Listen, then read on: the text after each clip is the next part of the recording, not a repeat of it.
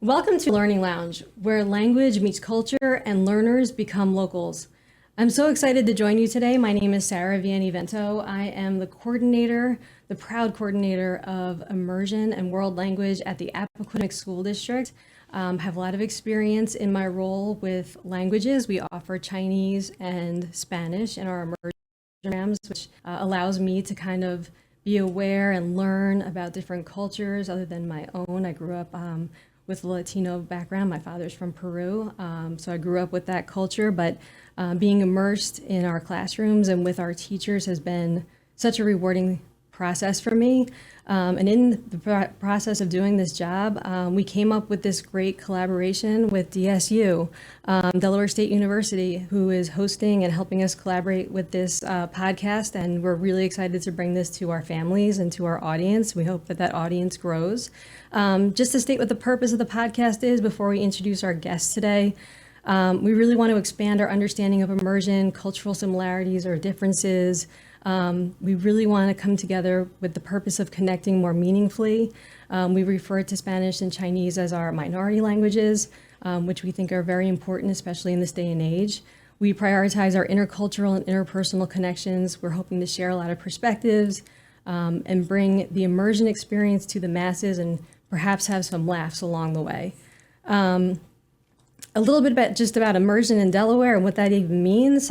So the world language capacity, it was crucial in Delaware, and Governor Markell, this was many years ago, spoke publicly about the importance of young Delawareans learning a world language. And currently, at that time, most Delaware public schools didn't begin to offer a second language until high school. So the World Language Expansion Initiative addresses this issue by proposing an aggressive world language education plan. And that's how immersion really started in this state. And we've been really lucky to start with Chinese and Spanish and really have flourishing programs, and they're across the state. And we're excited to take all of that and bring it to you in this podcast. So today's podcast, again, and I'll introduce our guests here in a second, but today we're going to be talking about some of these cultural items, colors, flowers, and hidden meanings, exploring the symbolic world of Chinese and Latino culture. So I've talked too much. I want to introduce our guests because they're here and they're fantastic and here to share their perspectives. So Dr. Zhang, could you please introduce yourself?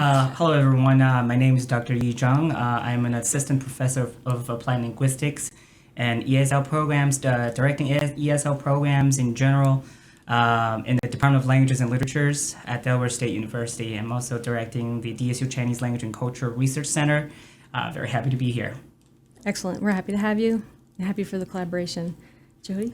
Hi, I am Jody Klein. I am one of the proud assistant principals at Old State Elementary School. We are a Chinese immersion program.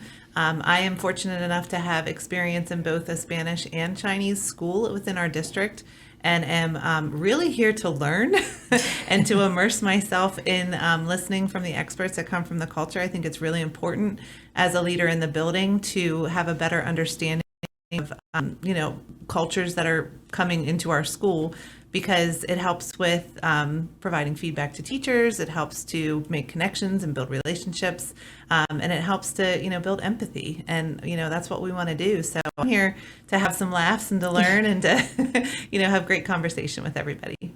Thank you. We're also joined by Zarabeth Parada. Hi, my name is Saribeth Parada. I am the Spanish language art teacher for middle school in Appoquinimink School District. And I'm honored here today to be sharing about my culture and about those comparisons and those differences between our cultures that enrich it so much. Thank you. Thank you all. So like you heard, we're here and we have a variety of perspectives and a variety of experiences and that are going to share their perspectives on things with the hope of connecting more meaningfully.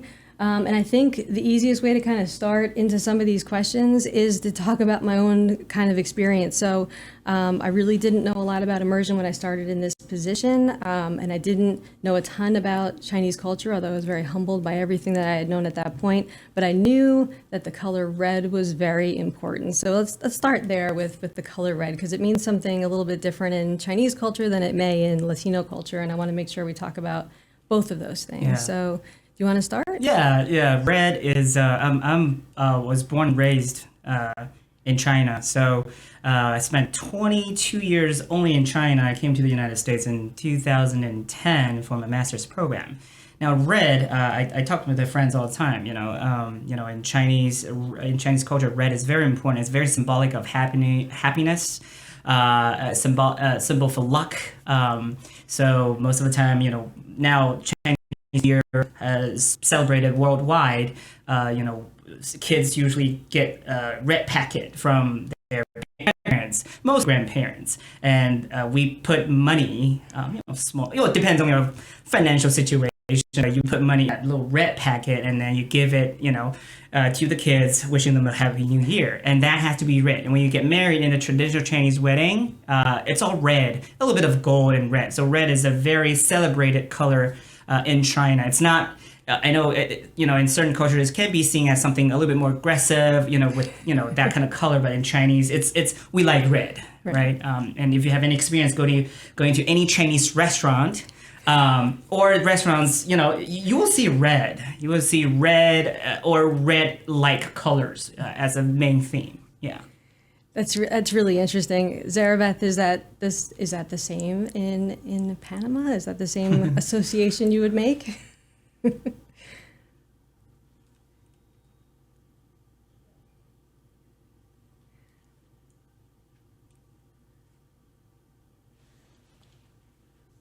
Or even Jody. I mean, what's the association that you would make with red?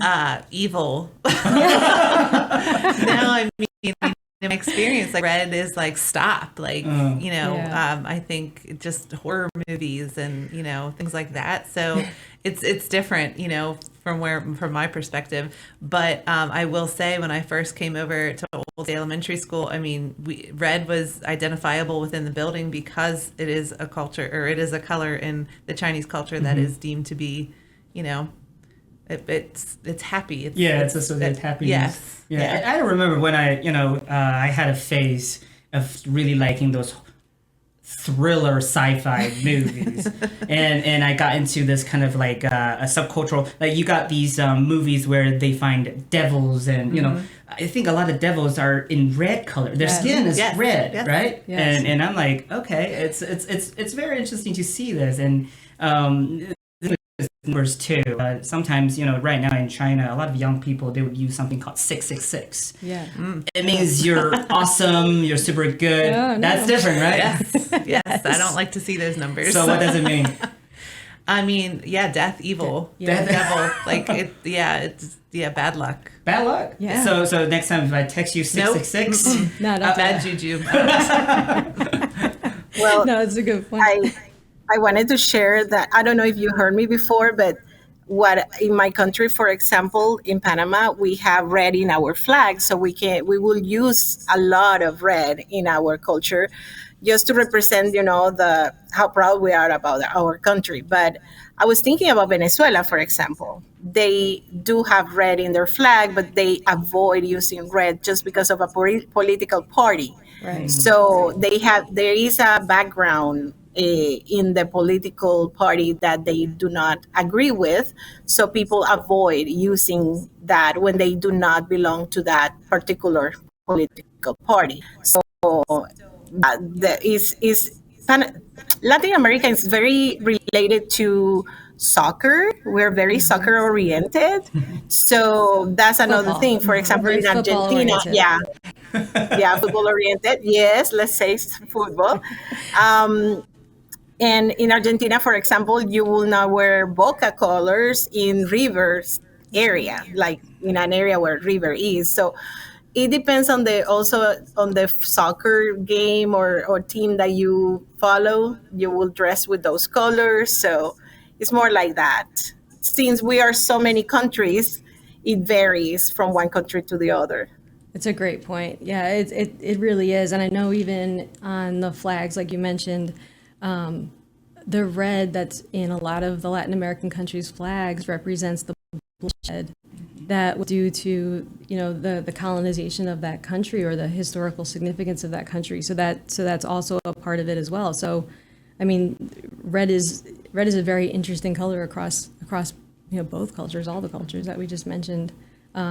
Yeah, that's really interesting. Besides red, what other colors have a special significant cultural meaning? Is there another one that you can think of, or another one that comes to mind? That White. White. Yeah. So in ancient China, in the past, if you go very traditional, white, probably contradictory to a lot of people's understanding here, we use white in a traditional way for funerals. So if you have funerals, if you have someone, you have a funeral kind of like a ceremony. In ancient times, you have to wear all white. In poetry and all that, this is just like, and you will have those kind of like rings with white ribbons on.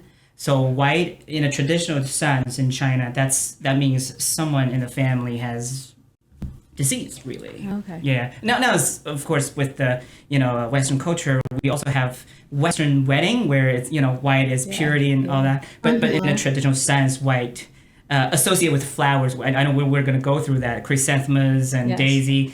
Those are flowers for funerals in Chinese culture. So if your kids is in a Chinese dual language immersion and you want to show appreciation, avoid white chrysanthemums or daisies. You've heard it here, guys. You've heard it here. We've made the mistake. We've laughed about it, but yeah, it's good to know. Good to note. That's good to know. Yeah, for sure.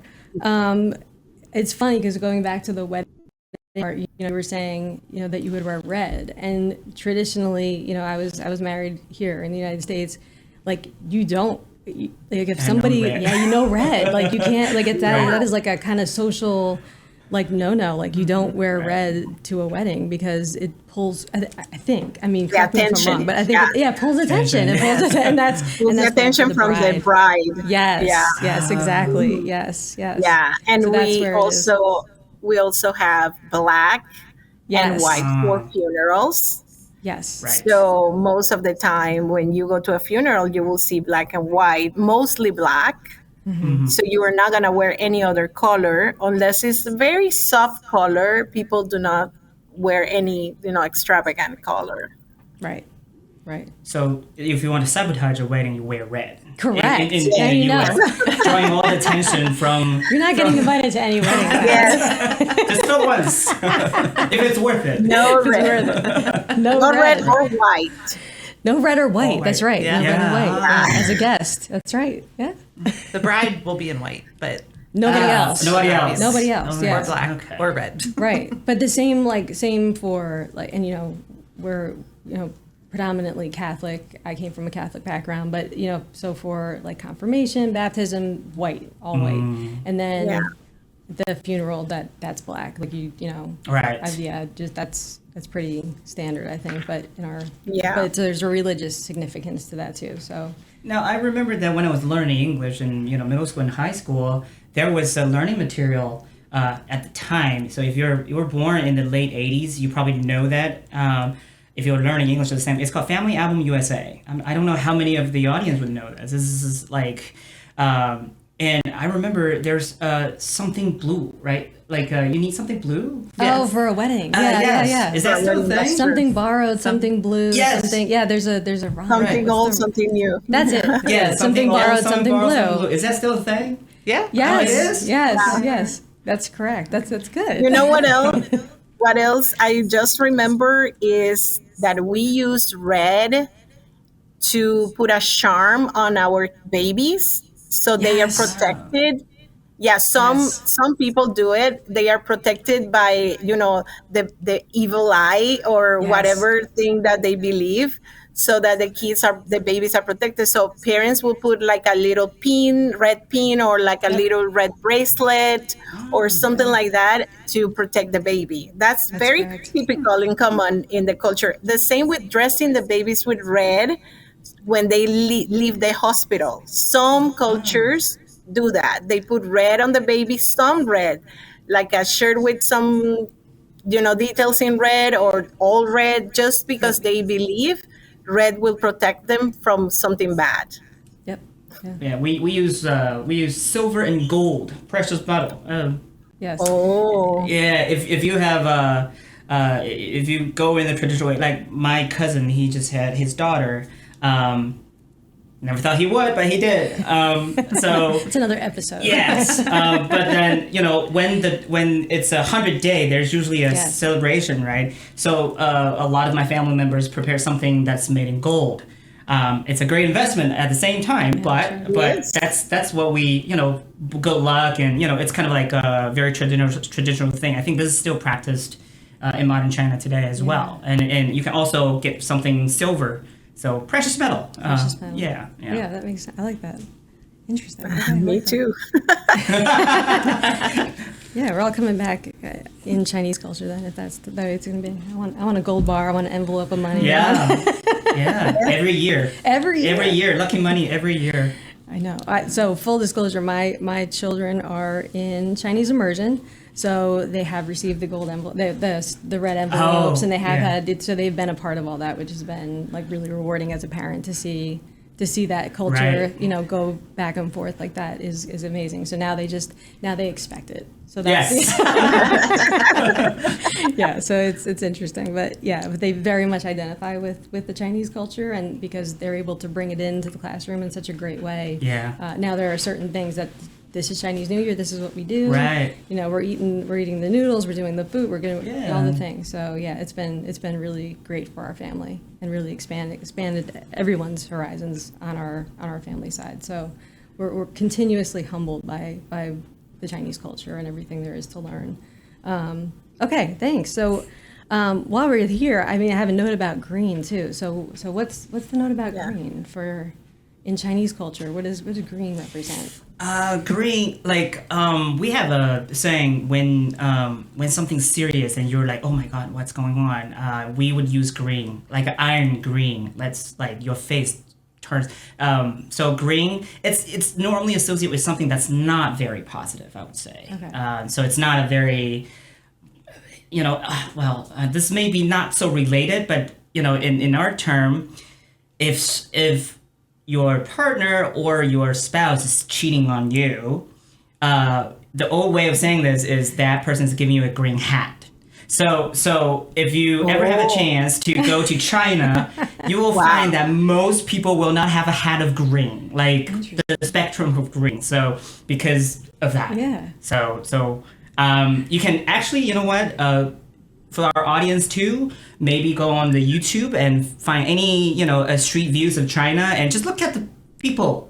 If they have something on their head, it's not green. So St. Patrick's Day would never work in China. Exactly.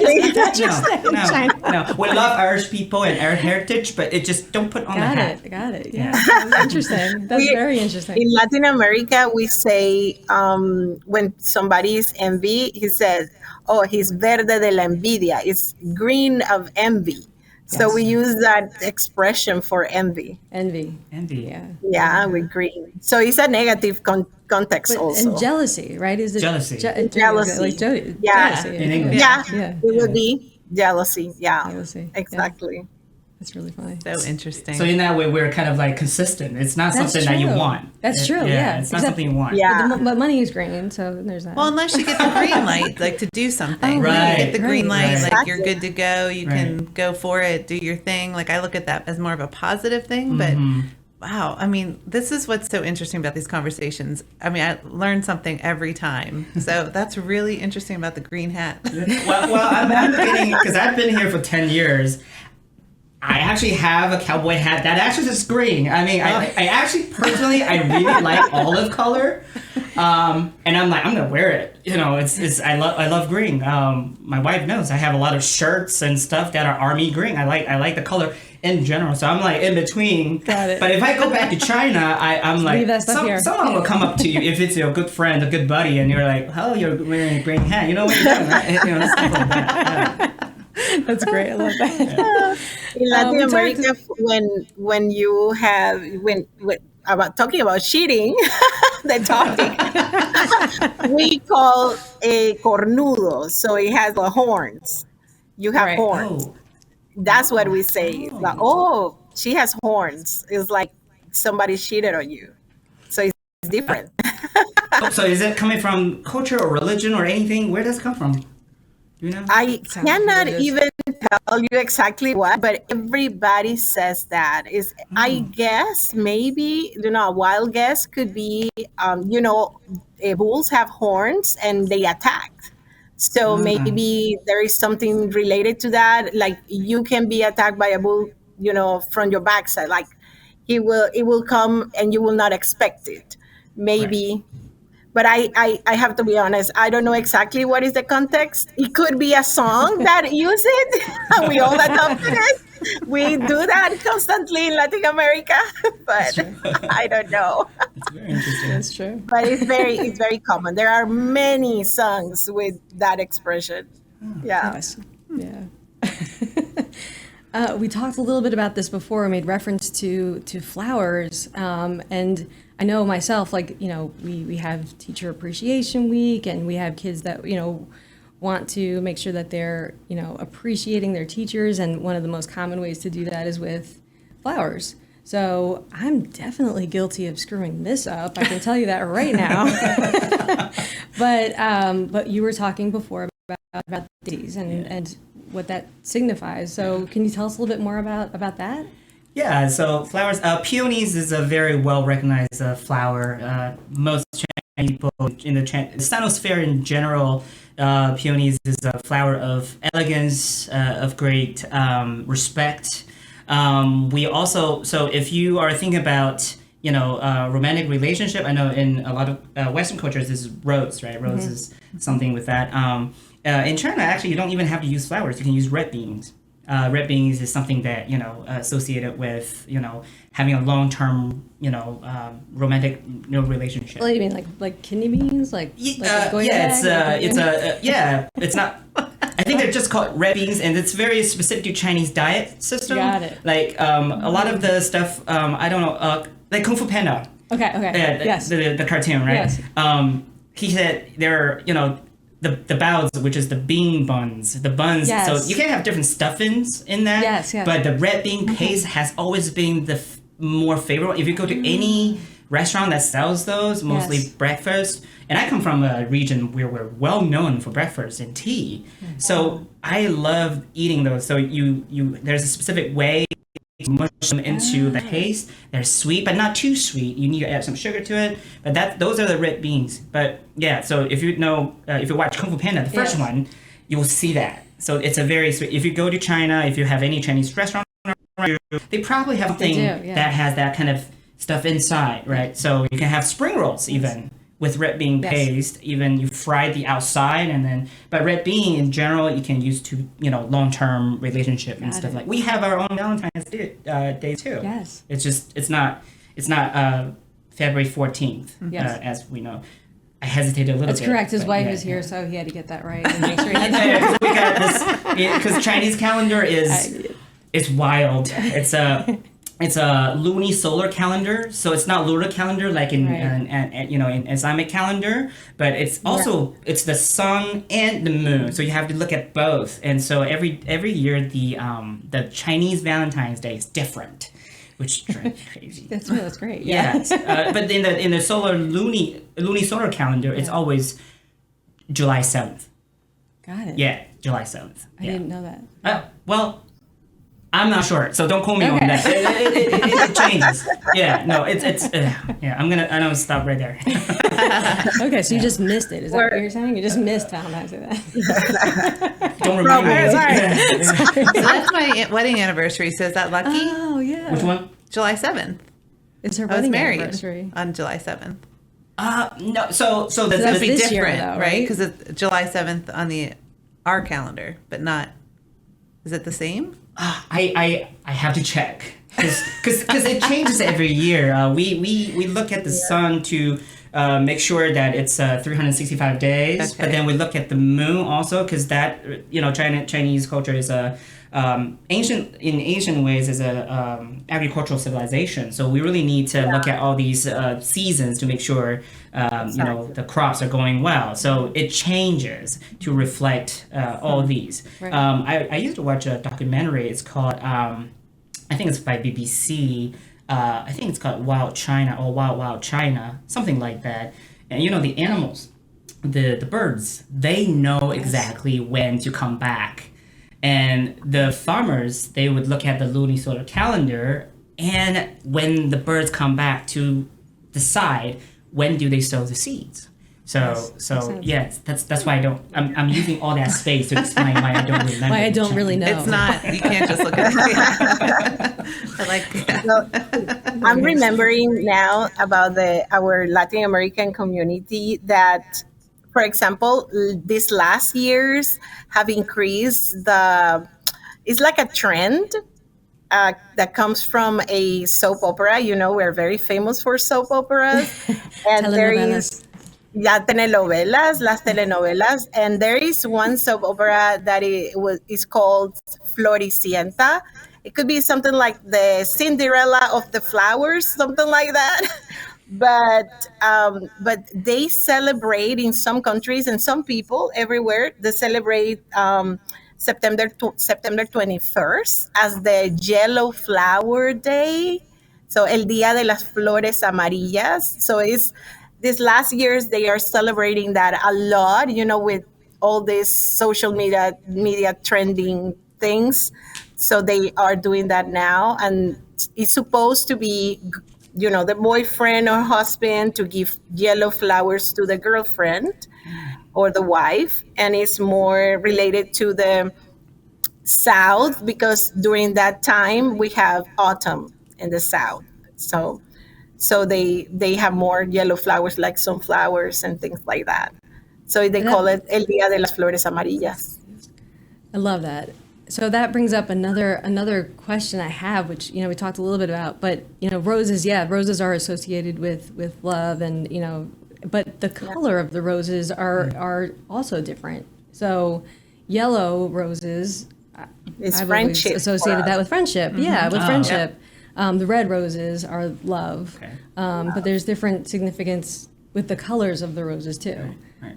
Color, roses all the time, yes, but there's a color system too. So that's another point. Yes.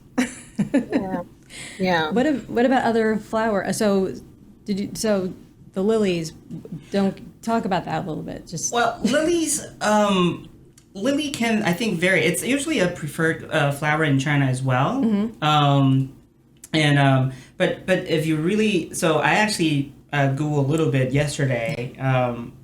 Probably the other one that's really important that shares many of the colors with lily is jasmine flowers. beautiful, yeah.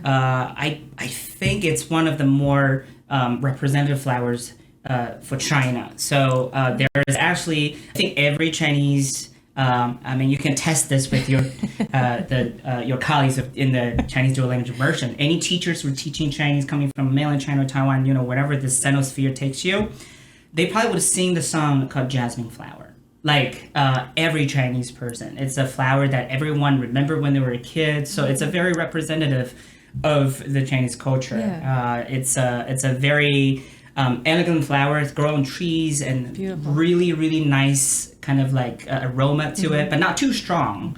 So it symbolizes good virtues and everything Yeah. like that. So jasmine flowers, and it's a very well-known flower, not only culturally but also pragmatically. We even have jasmine tea. Yes. Yeah, so you can pertain some of good. that, scent when you're having loose teas. Yes, yes. So yeah, jasmine flower is another one. You don't really see them a No. lot over here, but it's a Yeah. very important kind of flower in Chinese culture. Got it. Yeah. I love that. Important.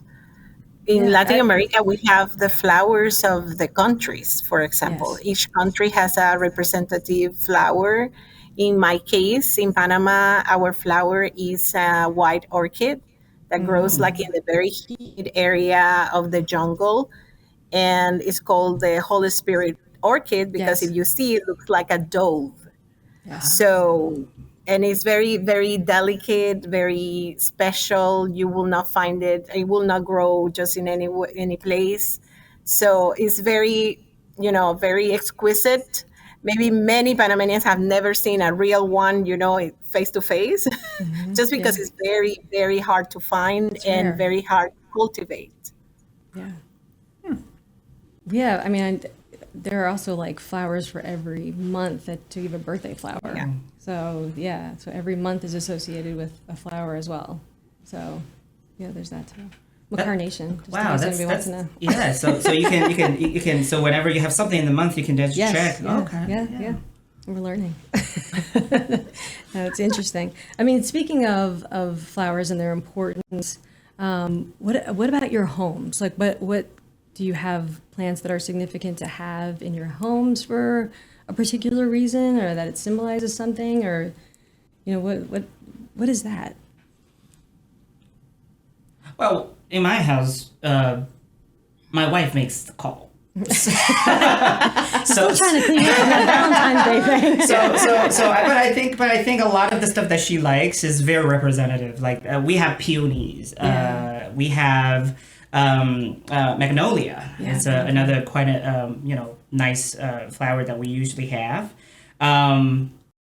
Do you have chrysanthemums, different kinds of chrysanthemums? Yeah. It just like we usually just grow because outside it's very easy to grow, but it's just you don't usually give people like gift giving with flowers in Chinese culture is very I would say very intricate. So you have to think about, for example, the flowers that we're talking about. A lot of times, in culture we kind of do a lot of homophonetic connection. So if something sounds very similar to something else, it represents something. For example, I know we're a little bit off topic, but you can't go to someone's house and give them a clock. Because clock in Chinese is zhong, which also means the end. Oh, yeah. It's almost like which in the thing, metaphorically your clock is ticking. Yeah, clock is So you don't go and here's a new clock for you. Yeah, right. So a lot of a lot of the flowers, it's kind of like the same thing. When you're growing at home, it's very. I think it's more.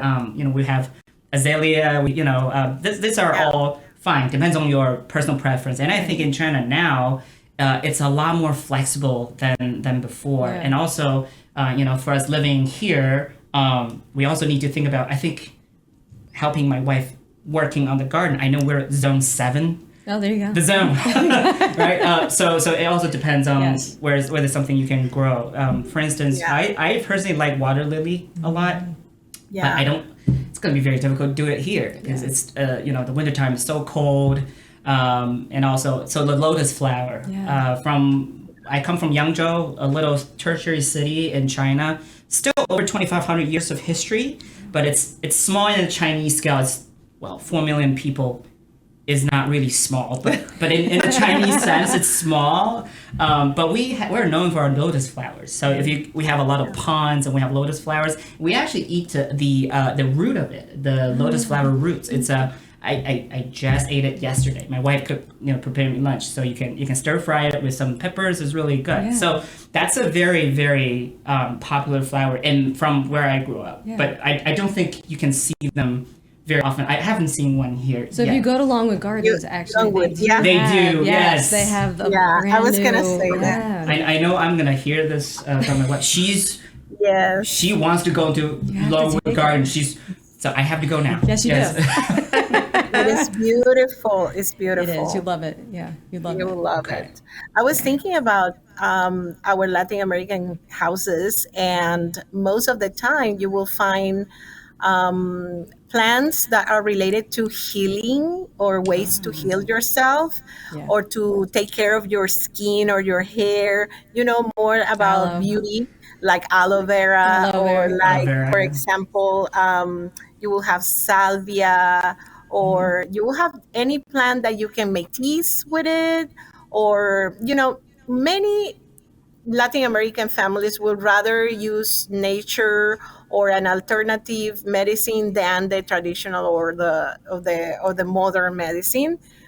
In some cases, just because they are used to, for example, drink lemon tea with honey for a cough or for a sore throat or things like that. So they will rather look for plants that can you can grow in your garden, and you can use it for healing yourself, those minor, sicknesses, things like that.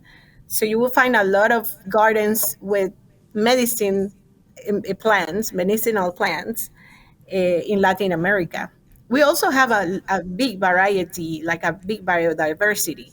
Yeah. So you grow so many different plants and so many different leaves and all kind of flowers that will benefit your health. And that's more very traditional of us.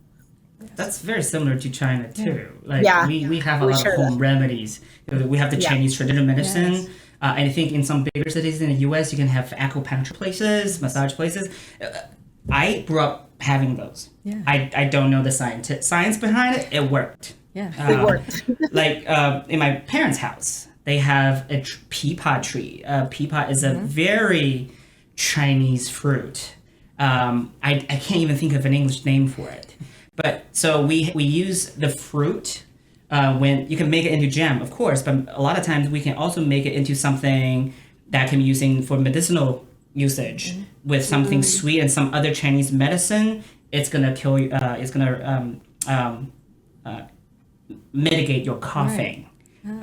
Also, pear. Pear is a very often used fruit. So you will see some families growing these too. So the pear can be made into something that stops you from coughing too, and it's tasty at the same time.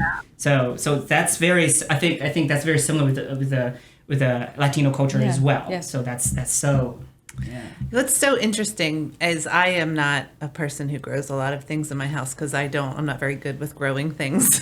But just hearing you speak about all of this, I think about friends' houses and other people's houses I've been to and the different things that they grow. And I'm thinking, like, where did that come from? And that's one of the coolest things I feel like being in America is we are such a diverse population of people who bring all of these different ideas and cultural aspects to our homes based on our backgrounds. And I think I have some friends who do have more plants that are help like related to like creating teas or things like that. And I want to ask, like, why do you do that? Where does that come from? That's it's so interesting to hear. I mean, I can grow herbs. So like basil, doing okay with my basil rosemary. plant. Yeah, a little bit. That one I kept out in the sun too long. It's just so interesting because now I'm really curious. Like, why do some of my friends have different things that they're growing in their house? What's the meaning behind it? Right. Yeah. We grow a lot of rosemary in Latin America. Yeah, because we make like a tea. Sometimes when the babies or the little kids are with a cold, they take a shower with that water, and it helps them like breathe better. And something with the head, I don't know. That's it. It works in the hair, so the kid heals faster. So we use a lot of rosemary, for example, rosemary and. Sarah Beth, you just reminded me of this, and maybe I'm oversharing this, but do you do the egg under the bed of children? Well, do you put the egg? Well, in Panama we do not do that. Okay. But I know in Mexico they do it. Yes. I have heard Like a that raw they egg? cast the egg. They Yes. rub it, but it's not open. It's closed. That It's an egg, broke. like a It's an egg. It's Like you take out of your refrigerator. you take it and put it in a bowl Yeah. and you put it And you just under rub the it. baby's crib. in Yeah, the baby's crib and in the baby's head, and it's a what- third eye. It's the protection. It's Yeah. that protection part that you were talking about earlier. It's that it protects the child from the evil eye. Like that's Yeah. kind of the idea with that. Yeah, Oh. it just popped in my head as she was See, talking because we I have don't that know. too. not the egg, not the egg, but we got I was something. gonna be like- It's something different. Like the Chinese zodiac. You got Yes. 12 animals, well, including mythical animals.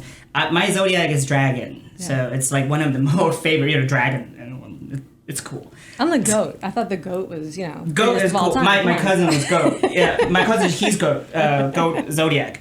So the thing is, just like that, you want to protect yourself from, if the year, so it's a 12-year cycle, and now it's your cycle. For example, last year, 2024. Right. That's our year. That's that also was my dragon. wife's year. We're Yeah. in the same year. So if it's your year, you need to wear something to protect yourself. So contrary to you think it's your year, you're You're gonna just get gonna put an luck. egg in my pocket. Well, you need to wear something red.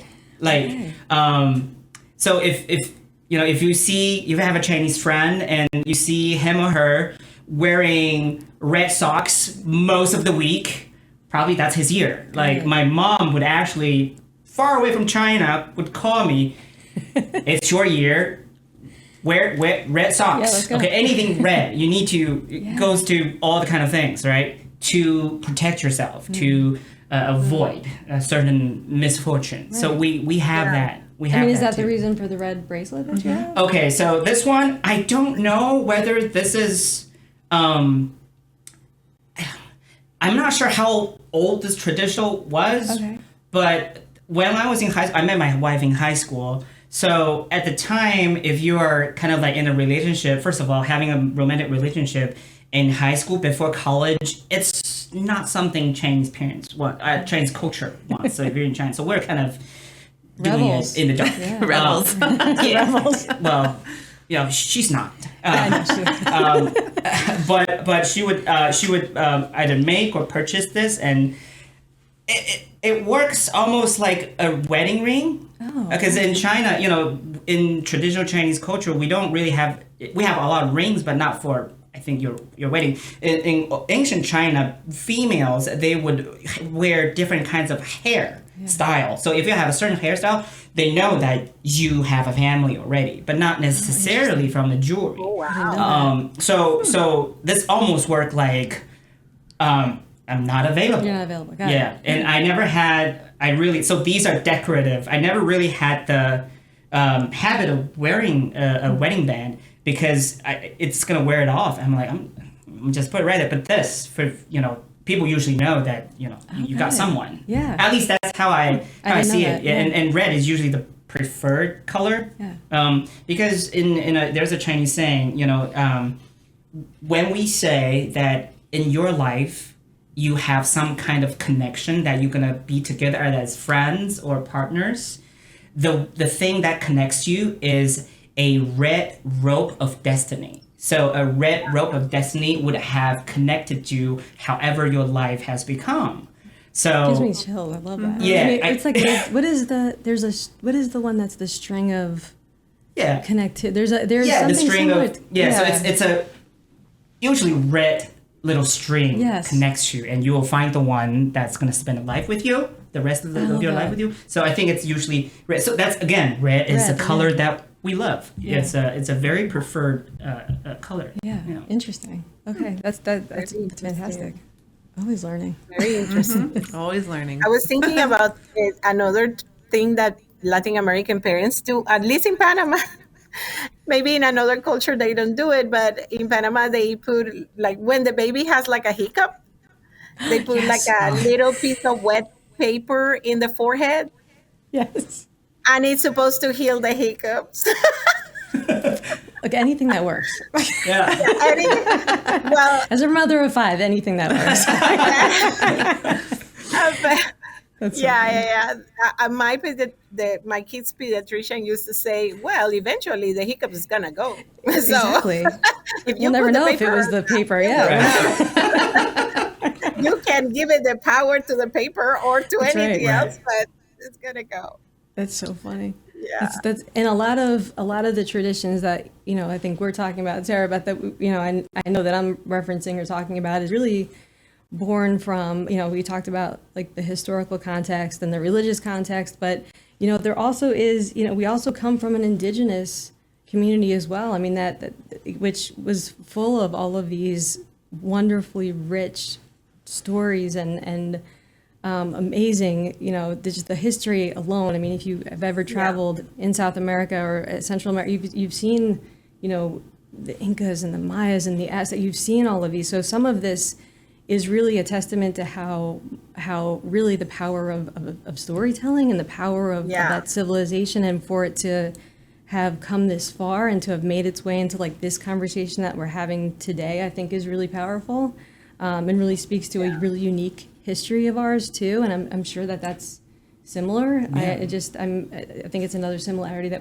we might have, is just that harkening back to like the ancient civilizations, that still persist to this day, that are in these little pieces of stories that we're sharing in our homes, and we don't really know what the reason is, and it's just this great, wonderful, beautiful mix of all of these things that have given us, such a rich life that, now most people are probably confused about, because I said there's an egg on your bed. So Yeah, but to that threw point, everybody I off. mean, we just celebrated the 4th of July, Yeah. 249 years, which is nothing, Baby right? country. Nothing. Yeah, it's baby country. Compared to ancient China. And I mean, just all the world, the entire world, really. I mean, we're so new, and I mean, to only have 249 years as a country is nothing compared to the, Yeah. how many, I mean, how ancient, how far can we go back in China, Oof, Right?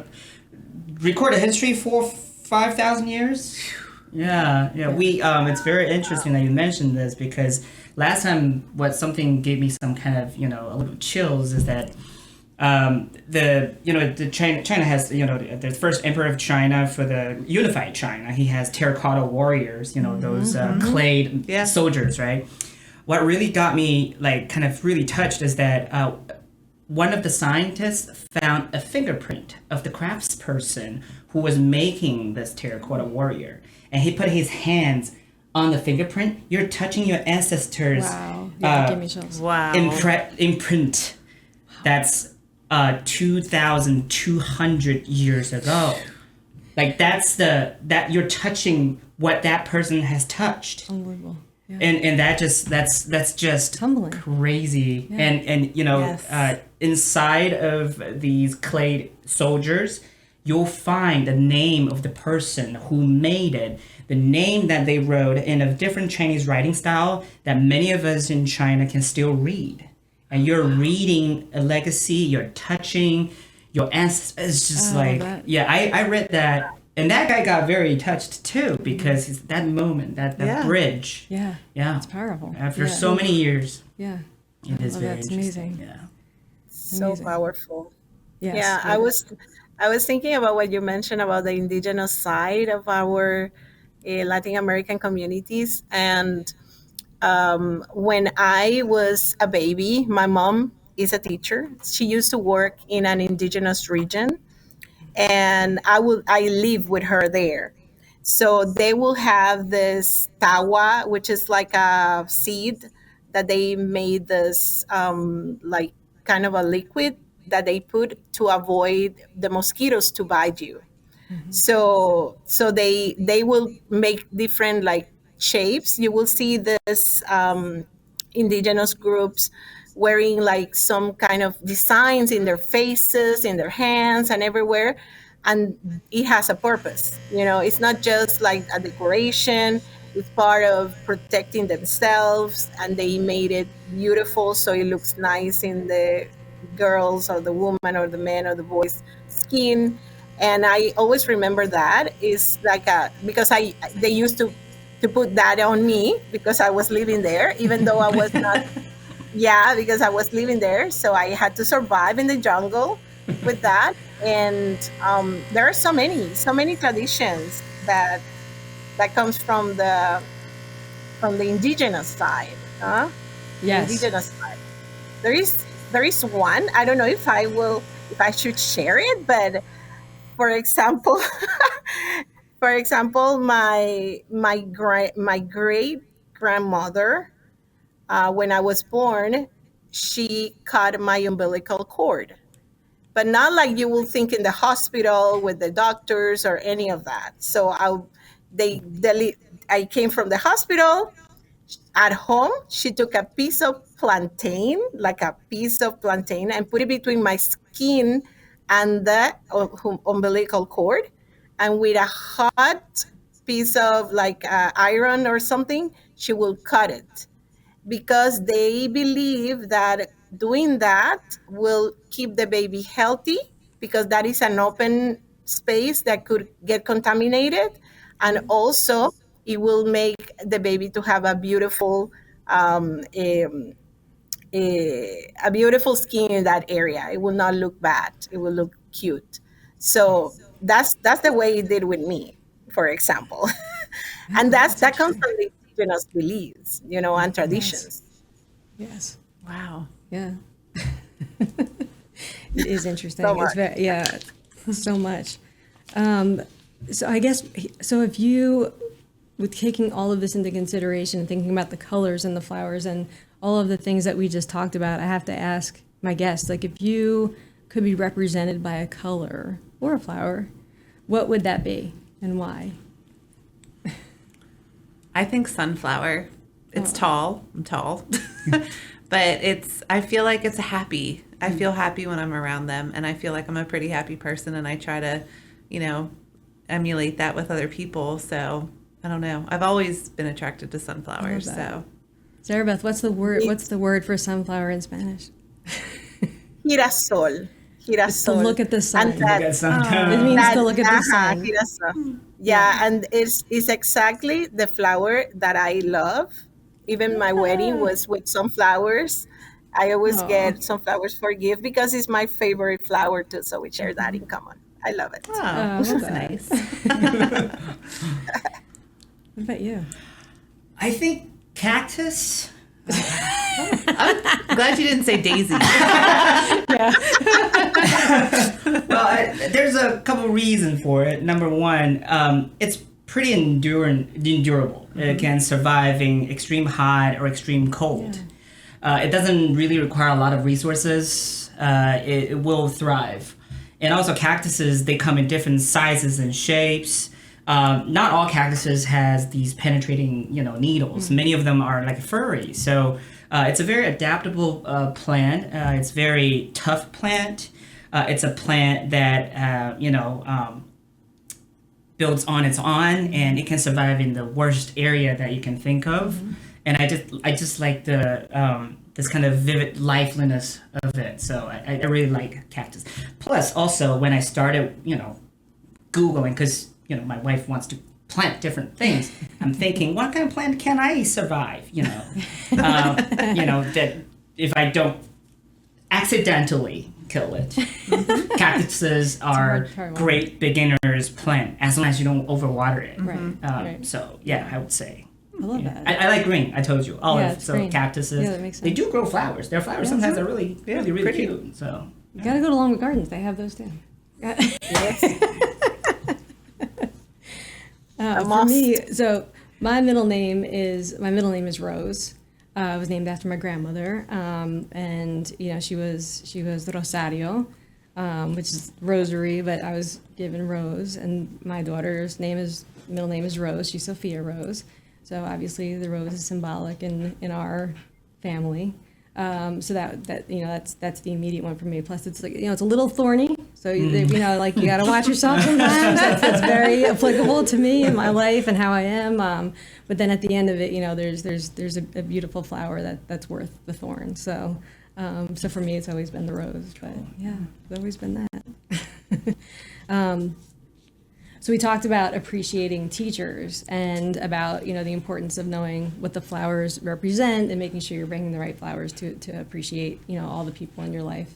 One of the things as we were preparing for this episode that I found really interesting and thought our families would really love to hear this was this whole notion of how names are done in both Chinese and in Spanish, and how different the experience was to come here and teach American children and have the titles kind of switch a little bit, and what that must have been like. So Zarabeth, can you talk a little bit about how you were used to being addressed when you were in Panama and then coming here, and how that changed for you? Yeah, sure. So for us in Panama, for example, we are called Maestra Ceribet, or, the title, like a teacher, and then the first name. And we rarely use the last name.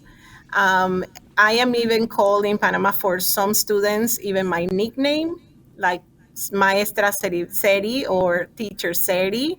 And when I came here and they called me the first time, Señora Parada, I pity, because in Latin Get it. America, you won't call a young woman. I'm still very young. She is. Señora Parada. For me, señora is like my mother or my grandmother, something like that. And if somebody will call me señora, will be a very little kid, like a very like our ages are very far away. So it was funny when I started because I felt so uncomfortable. I was like, why they call me señora? My God, I cannot be called señora. And I felt bad. And then eventually you get used to it. But it's funny because it shocked me. I was like, what, señora Parada? And it's very different in our community. Some communities, for example, I know in Argentina, they use the word señorita. And they call señorita to any teacher. Like your señorita is your teacher. But señorita means a young, like a teenager, like Yes. a very, very young girl. So for us, like señora, and also my partner last year, because she's not married, students would call her señorita, and she was like, "I'm not," like that, like a señorita. But well, she felt like a little bit like uncomfortable, but it was like the way they call her because she was single and very young. But Right. in reality, we don't use señora for married and single. We use señora for old and young, more than Correct. in the culture here. It's like you're married, you're Mrs. and then Miss. It's different. Yes. So for me, it was a shock. It was a shock. What about in Chinese culture? Oh, God.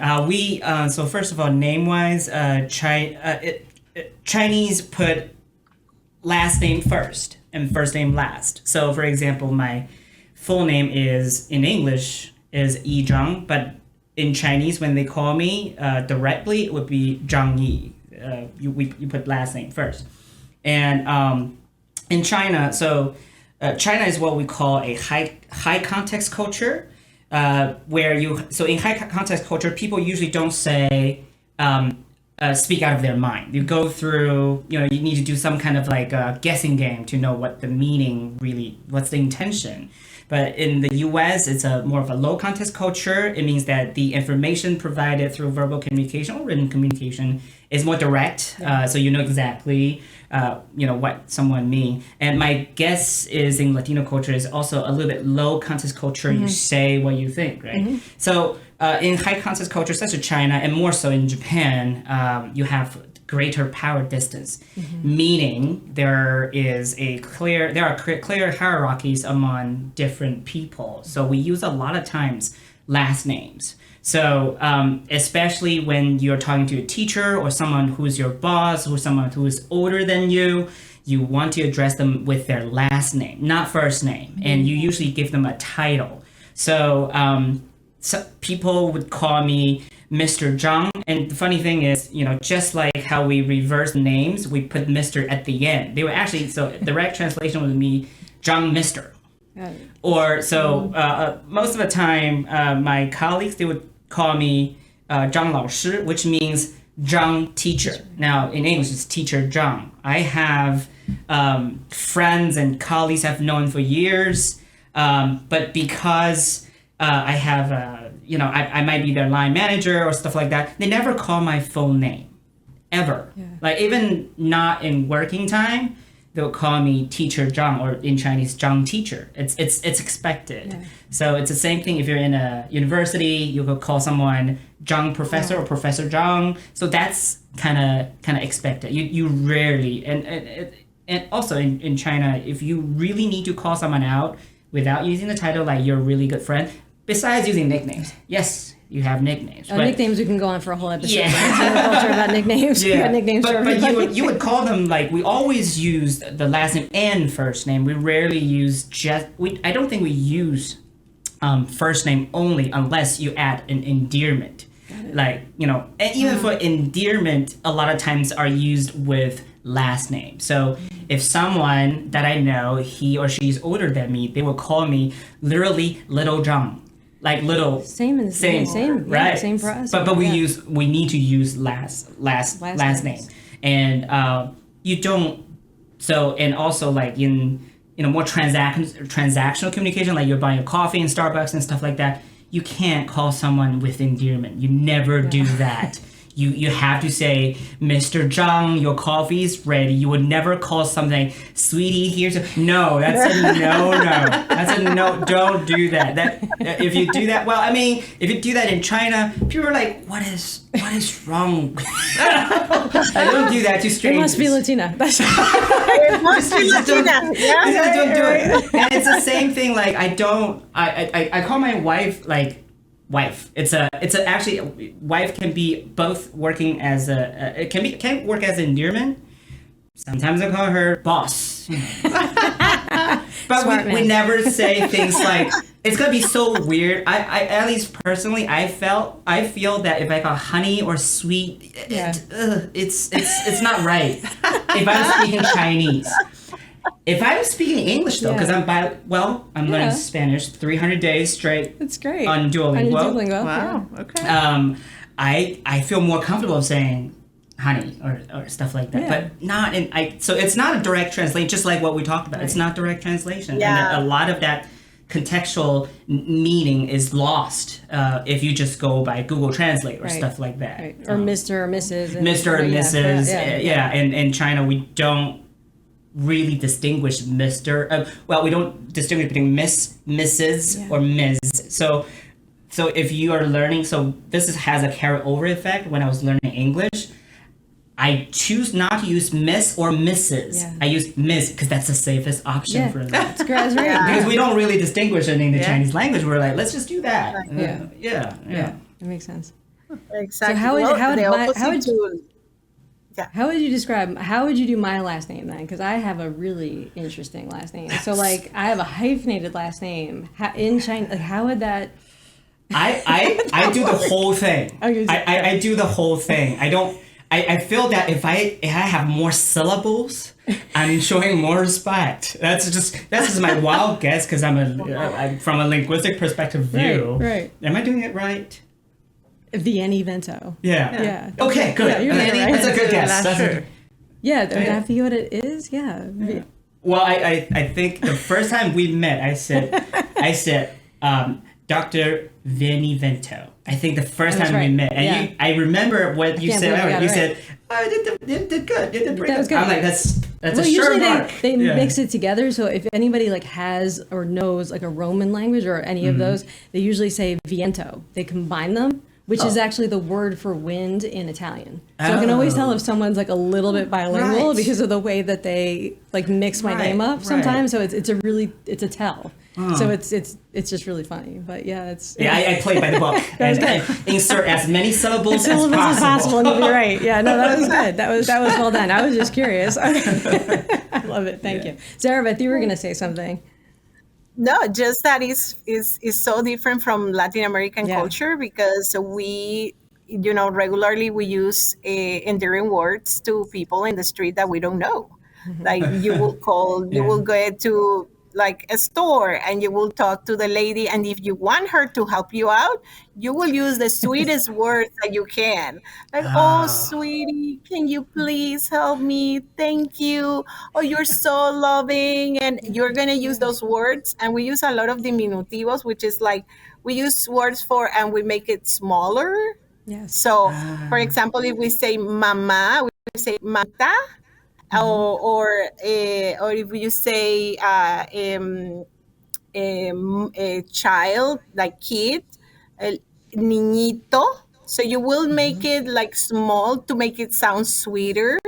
I used to have a teacher in the university. Her name is Teresita, and she used to tell us Nice. like, my name is Teresita, because it's like a diminutive, like, and she said, and even if you don't love me, you have to call me like that, because Love that's the way we use it. When you love somebody, you have to say like little Ita. Teresita. Yeah, the Ita. Ita. Sarita. My grandmother would call me Exactly. Sarita. Sarita. My whole Exactly. growing up, like my That's forever. so different because in Exactly. China we would not.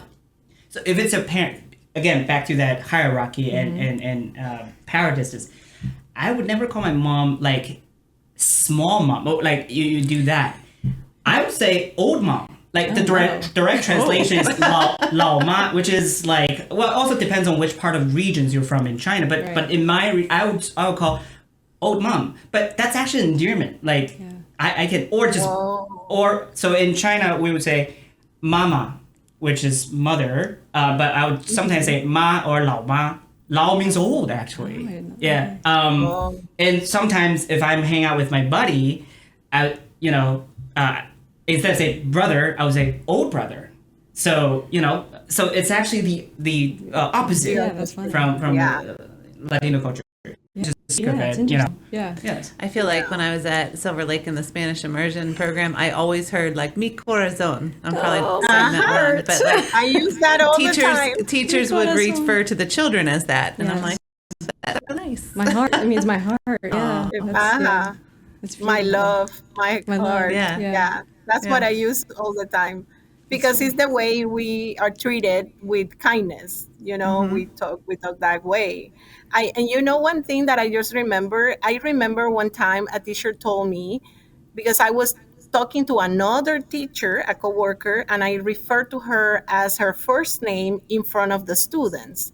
And she said, it's better not to call the teacher for her first name, because in our culture, the American culture, we need to keep the respect, and the only way is to keep the teachers to talk among them with Mrs. They say Parada or Mrs. Benevento, instead of saying Sara or Zeribet. So I didn't know that. And I was like, really? Because for me, it was like I'm talking to an adult instead of a child talking to me. But, to keep, all the students talking in the same way, that was something that was shared with me. And I was surprised, because it's different. It's just different in our cultures. So on that spectrum, like Latino culture is definitely on the very far end of the low concept culture, because in China, you can never, in Chinese culture, you can never call the full name of your teacher. Never ever. Like growing up, I've never called the full name of my teacher unless writing their name somewhere for some kind of purposes, stuff like that. And I would never call the full name of my family members. That's just like, if you do that, it's almost like you're starting a fight. Really? Yes. So you never do that. You No. like it's almost a taboo. If I call my dad, like his full name is Zhang Yongxing. Zhang is her family name. Yongxing is her first name. And I say Zhang Yongxing, he's like, what? It's a problem. It's a problem. I mean, if I did that to my dad, he would do exactly. But that the same happened in thing. Latin American too. Yeah, but okay. you would. There's That happened in Latin yeah. American too. Yeah. When your parents are mad with you, they will Yes. call you the whole name. You're All like, you your are in names. trouble. You are All in of them. trouble. I hear that when so your parents can do that to you in Yes. Chinese culture. So if my mom says my full name, I know I'm in trouble. That's universal. I think that's universal. Okay, all right, full name. Yeah, I don't Very think stern. I've ever referred to my parents. Ever. I don't Right. think I've ever said their full name. I would never. There we go. But Found when something I in heard my common. full name, I mean, I knew I better get to where I was supposed to be, or Yeah. I was going to get something. See, here's the difference, because in Chinese culture, we don't separate first name from our last name. Right. So if you want to say our first name, you have to use the last name, right? But I have to get a little bit readjusted here, because in China, when I was a professor in China, everyone would call me Teacher Zhang or Professor Zhang. My colleagues, my supervisor sometimes, not all the time, but definitely all my colleagues and my students. But in here, a lot of students just call me, hey, E. Yeah. You know, I'm very fine with this, but I know if I have some of the Chinese professors coming over and they're like, no, you can't call me this, you have to da, right? But that's also because the first name and last name in China is so neatly together. No one would ever call me E, just as E in Chinese. It never. It's always something else. You have to have the full name or use the last name and a title. That's just how. That's interesting. See, that's so good to know. That is good to know. I think yeah. Because if I'm addressing our Chinese teachers, I want to make sure that I'm addressing them right appropriately. I think they and will feel respectfully. very, very like, oh, that it's a familiar feeling Yes. feeling that they used to Yeah. have. Yeah, Yeah. definitely. They've also given us, I know there's the Chinese name, which is for a lot of reasons difficult for a lot of people to pronounce here, and then they give us an English name, and I know that that's an important part of when you name a child in the Chinese culture. There is especially here, that they would want to make sure that they have both names, and so I know that's a whole part as well. And then I start getting into my head a little bit about, well, I should be able to pronounce their real, their real name, their Chinese name, but everybody's like, no, it's really not a big deal, it's fine. But I know, but it's my own thing about, well, no, I should really know how to pronounce Well, if you your can do entire it name. right, they will be like, wow. You have to They take my- they would be very, very appreciative. proud. of I've that. got homework to do. Wow. Yeah, we both have homework to do. We Yeah. do. We have homework to do. Yeah, come back. They'll come back in the end of August. That's my goal. That's a great goal. We'll practice that together. That's a good one. awesome. I might need some help. We need help. We're right here. I love it. This is great. I want to thank our guests and our listeners and our families. This has really been a wonderful opportunity to share so many perspectives, so many opinions in such a safe space, and I really value that, and I really value the contributions that each of you brought today. And we did have a couple laughs along the way. So, but can I get a parting thought from each of you as we kind of wrap this up? Is there something you want our audience to know, or something that you're thinking that's maybe new to you now? I can start. I mean, I appreciate you putting this together, Sarah, and Dr. Yi for Yi Lasher. No, Zhang Lao Shi. Zhang Zhang Lasher. Lasher. Yes, thank you. Got homework to do, productive struggle. But I really do think it's important. I'm a woman who has grown up in America, lived in Delaware for 24 years now. It's really and been lucky to be a part of the immersion program here in the Appoquinimink School District. And I think the most important thing that we can do as leaders and as teachers in our building is to model what it's like to learn about other cultures. It's how we become better people and better citizens of the world. Mm-hmm. And I think it helps to open up dialogue. It helps to build acceptance and empathy. Mm-hmm. And that's, I think, what is going to make our world a better place. And if our children, our 5-year-olds who enter the program as kindergartners and all the way up now through, our oldest immersion kids are in high school now. 10th grade. I'm really excited to see where they go because I feel like their world has been opened up because of being in the program.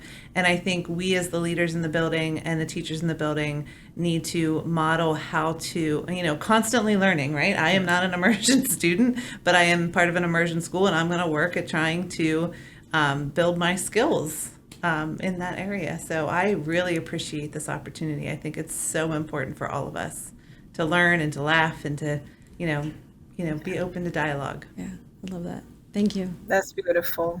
I also want to thank you guys for the invitation. It has been an honor. I have enjoyed our conversation. And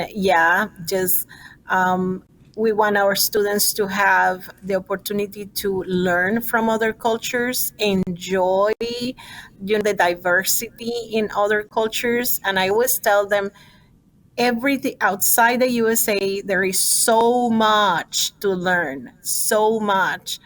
inside and outside. But if you go outside, you will see so many different customs and ways people live.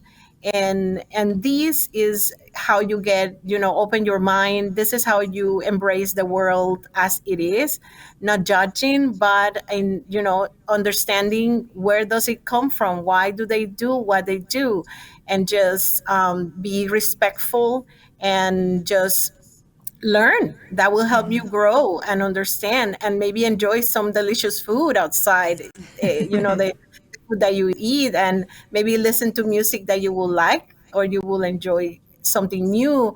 You never know what uh, path you will follow, so you will have more tools in your asset. If you are a businessman or a businesswoman, you have more assets on your side in a negotiation when you know the culture better. And so those things are tools that our students need if they want. They are going to be the leaders. When we think about our students in the future, they are going to be the doctors and the nurses and the presidents, and and we are enriching our students now for those positions and those things that they are going to, those amazing things that they are going to do. So we're very proud of our students, very, very proud of them. Thank you, Sarah Beth. That was beautiful. That was great. Yeah, it's been great, and I think we should do this more often and involving more people in this conversation. Now, one thing that I would like to highlight is that I know we talked about a lot of cultural differences, but at the same time, I want to highlight that when you really start learning a different culture, you will start by finding differences. That's usually what we do. We're naturally able to categorize and make different things, but at the end, you'll find people have more in common than differences. I know a lot of us, when we talk about different cultures, we find differences, but actually a lot of time it's more about understanding and sharing something that we have, sharing something that's positive. So I think it's very important to have this in mind with, sometimes a more dividing world that we live in, to find that the silver lining and as a purpose that guides us to be more open and to approach stuff that you don't know, instead of shutting us down and just live in our own area, which is also what everyone else has said, to open up more doors for our students, for our families, to know what's going on out there, to find more opportunities, exciting friends, and really to create a community that focus on the positive vibes and cherish everyone's differences to build for a better future, a better life. I know this can be big, but you can start very small. Right. And while we find generalizations helpful when we meet people from different places, that's only a starting point. That's where you start to know more, rather than shutting it down, because that becomes stereotypes. Right. So this is what I want to highlight, because then we know there's so much going on, and keep that curiosity, keep that passion, and to go out and really embrace the world, which is great that we have this partnership between Delaware State University and our dual language immersion programs in Appoquinimink School District. So Absolutely. Yeah. Thank you for that, and I feel the same way. I feel lucky to be in the company of such wonderful teachers, such involved parents, such amazing collaborators, and now as the program has grown, it has just afforded me so many opportunities to learn more, and I'm always looking to learn more, and I'm very excited for what all of this is to come. So thank you for all of you for joining us. That's our first episode. We just did the first episode, officially the first episode of The Learning Lounge, where language meets culture and learners become locals. Please make sure that you listen to our next episode, A Different Learning Style, Experience in Immersion Classrooms. That's the title of it. We'll be talking about how students learn, grow, and very often surprise us, all the time surprise us. No matter if you're a teacher, a parent, or just curious about how dual language programs work, that episode's going to be for you, just like we hope all of them are in this series. So thank you very much for joining us. We are going to put a link for any questions that you may have for us that you want to submit. We are going to devote some time to answering those for you. In between that time, I am Sarah Vianney-Vento. I am the proud coordinator of our Appoquinimink School District Immersion program. Very proud to have been joined here today by these fabulous guests, and we wish you a great day. Thank you for joining us. Thank you. Thank you. Thank you.